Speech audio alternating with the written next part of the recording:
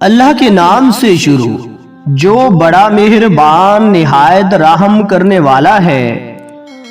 ابو ہریرہ رضی اللہ تعالی عنہ بیان کرتے ہیں، رسول اللہ صلی اللہ علیہ وآلہ وسلم نے فرمایا، جب مسلمان یا مومن بندہ وضو کرتا ہے اور وہ اپنا چہرہ دھوتا ہے تو آنکھوں کے دیکھنے سے ہونے والی تمام خطائیں پانی کے ساتھ یا پانی کے آخری قطرے کے ساتھ اس کے چہرے سے نکل جاتی ہیں۔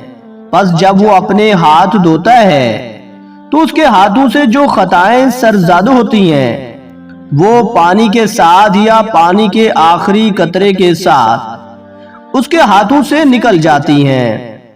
پس جب وہ اپنے پاؤں دھوتا ہے تو اس کے پاؤں سے جو خطائیں سرزد ہوتی ہیں پانی کے ساتھ یا پانی کے آخری قطرے کے ساتھ اس کے پاؤں سے نکل جاتی ہیں، حتیٰ کہ وہ گناہوں سے صاف ہو جاتا ہے۔